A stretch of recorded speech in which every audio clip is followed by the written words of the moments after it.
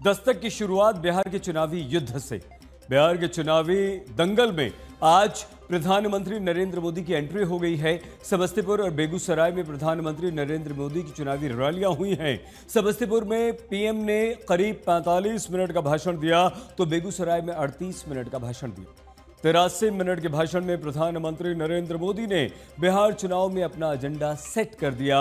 मोदी ने बिहार की विरासत और अपनी चुनावी राजनीति पर बड़ा दांव चला।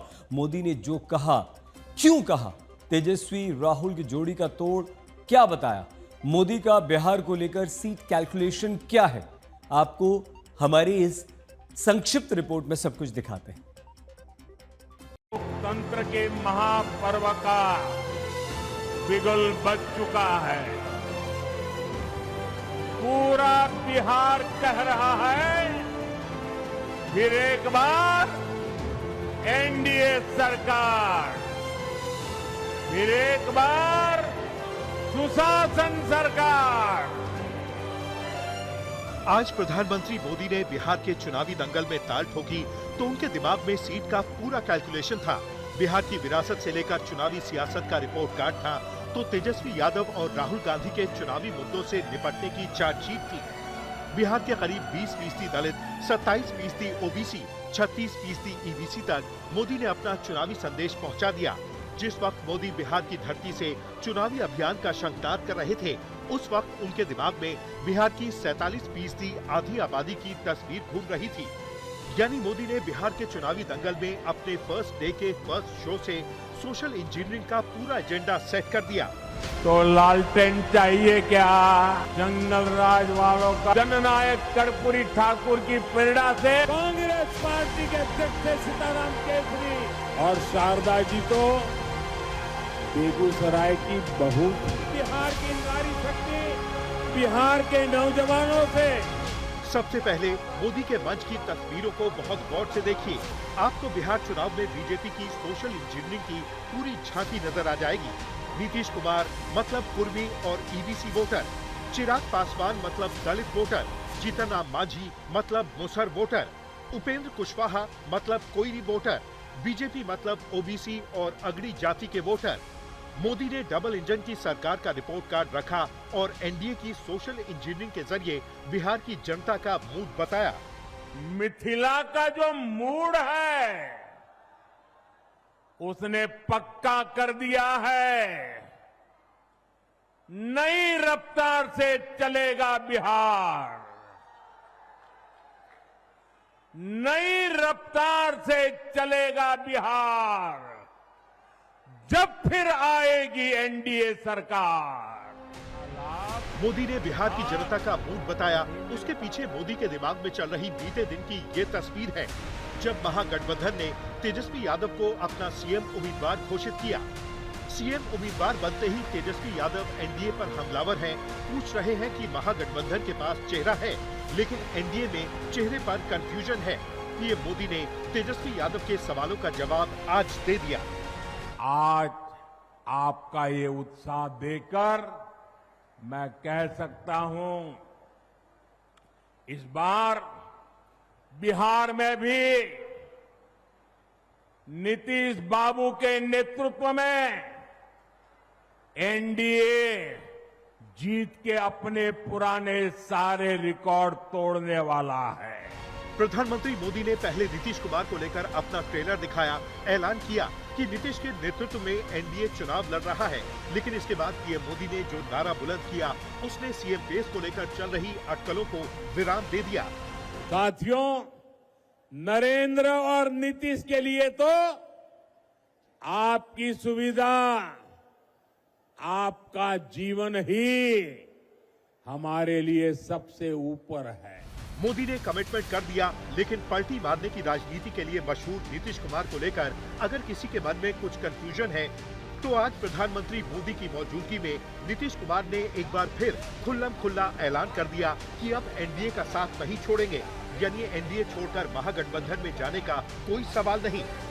जहां से हम लोगों का शुरू हुआ वही रहेगा, कभी बाएं दाएं इधर नहीं होगा। और इस प्रकार से जो हम लोग इन्हीं के साथ रहेंगे सब दिन के लिए, और उसके बाद कोई इधर से उधर नहीं। नीतीश कुमार के नेतृत्व में एनडीए बिहार के चुनावी मैदान में है।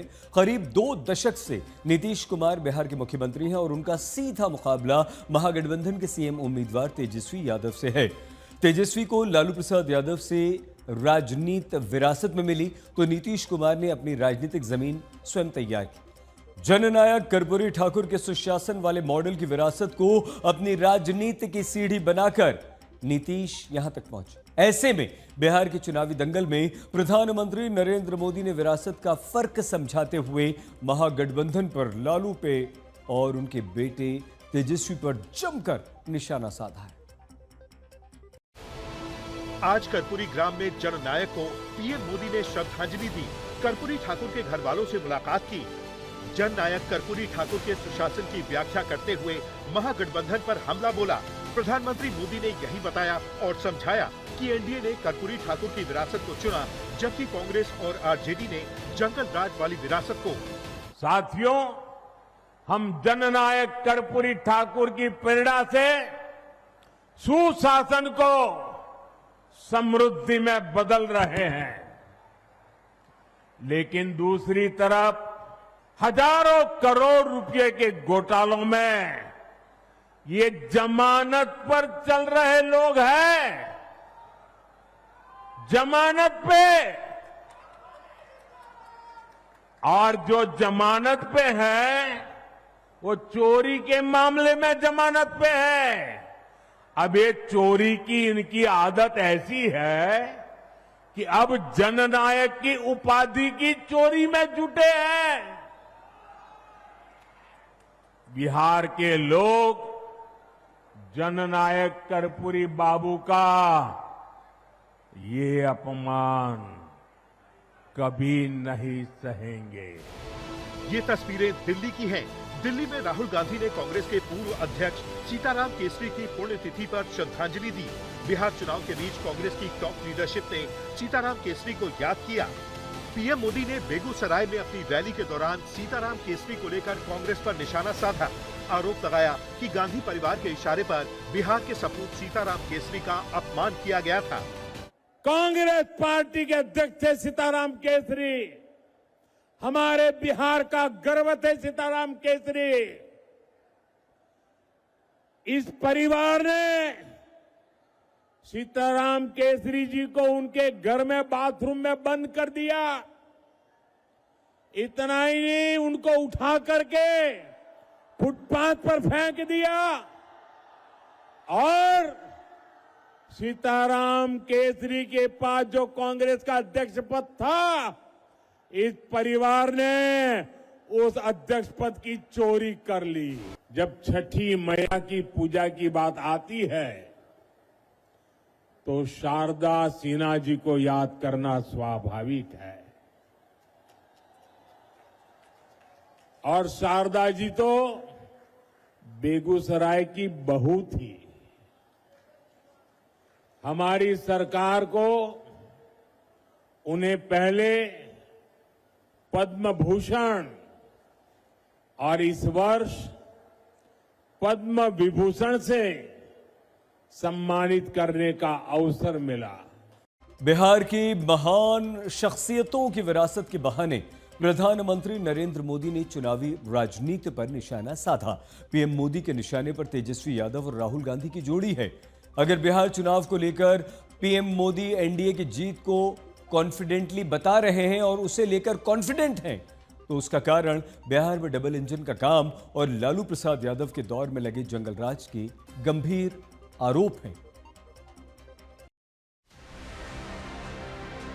तेजस्वी यादव धुआंधार चुनावी प्रचार कर रहे हैं। जल्द ही राहुल गांधी भी महागठबंधन के लिए चुनावी प्रचार के लिए मैदान में उतरेंगे। राहुल तेजस्वी की जोड़ी को पूरी उम्मीद है कि बिहार में परिवर्तन तय है और एनडीए की सत्ता में वापसी असंभव है। लेकिन पीएम मोदी ने लालू की पार्टी के चुनावी निशान यानी लालटेन को लेकर क्या भविष्यवाणी की है, सुनिए। जिनके पास मोबाइल है वो जरा अपनी लाइट जलाएं। जिसके पास मोबाइल है, अच्छा आपका लाइट जल रहा है।